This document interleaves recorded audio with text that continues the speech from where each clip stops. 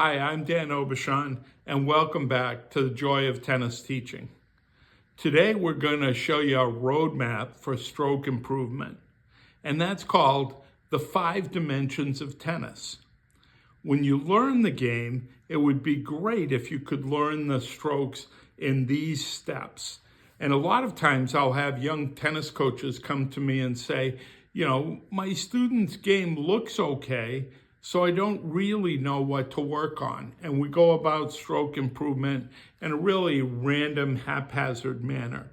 But what you want to do is make sure that the student can go through these 5 dimensions of each shot, and can they do it under some pressure.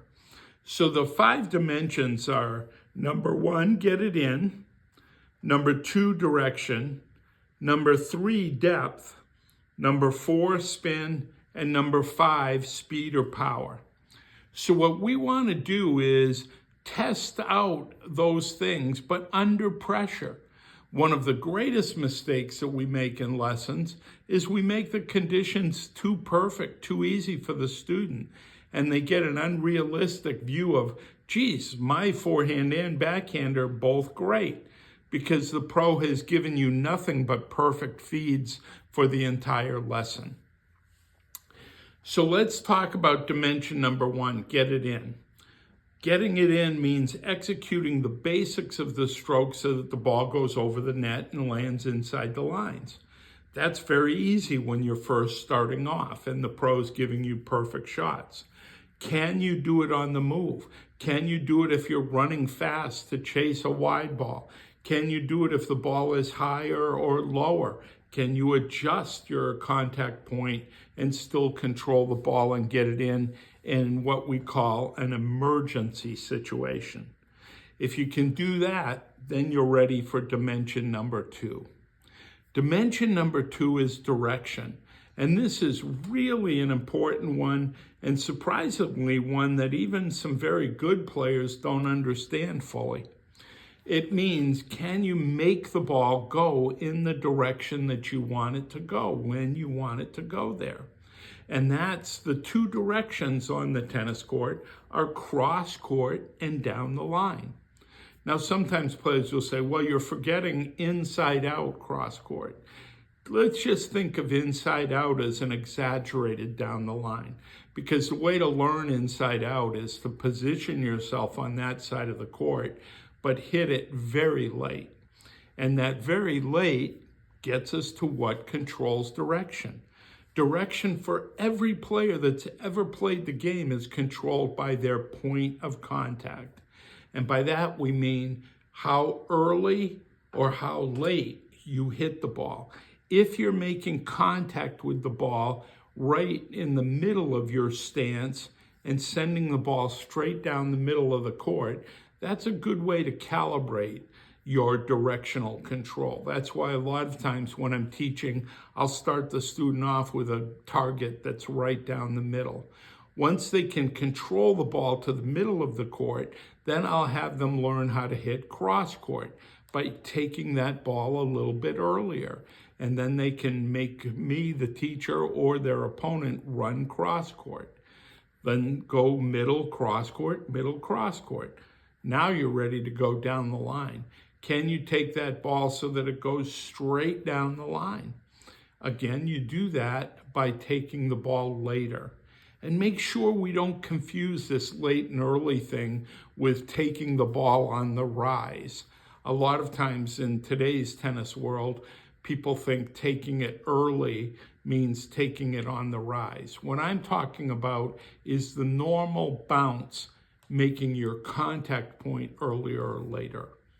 Think of a baseball player hitting foul balls. If the baseball player gets fooled by a slow pitch, he'll swing too early and foul the ball off to the left field if he's a right-handed batter. If he gets fooled and the ball comes very fast and he swings late, he'll foul the ball off to right field. So some baseball batters are very skilled at changing their timing so they can control where their hits go. And that's called going with the pitch in baseball. In tennis, it's much simpler than baseball. And in tennis, we want to master that skill before we go on to any other skill.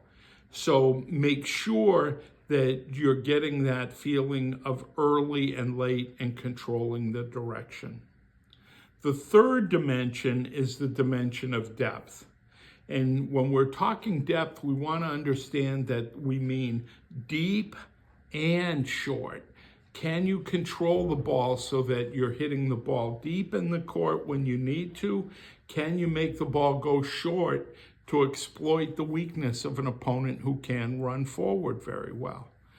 I love the fact that Carlos Alcaraz has brought the concept of the drop shot back into men's pro tennis.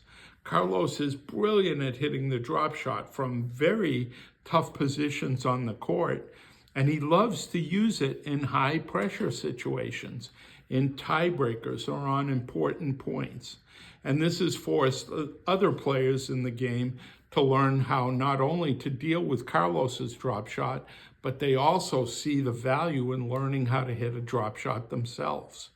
So depth is more complicated than direction. That's why you should always start with direction. Direction is early and late. Depth is controlled by a variety of factors. You can hit the ball harder and softer to make it go deeper and shorter, but that's the least skillful way. You can change the height of the ball, and if you're consistent with the speed, a ball that's higher over the net will go deeper. A ball that's lower over the net at the same speed will land shorter in the court.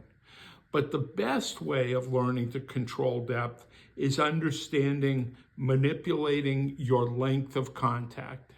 If I have a good height over the net and I have a very good, solid, long contact with the ball, I'll get a consistent deep shot. Can I make that same long contact when I'm under pressure? When I'm running, when I'm dealing with the emergencies, the low shots, the high shots? Hopefully I can. And that will tell you that you've mastered the deep shot. But then, can you shorten the contact? Can you cut under the ball for the drop shot? Can you lift up to roll a short ball that's going to dip down and pass your opponent who's at the net?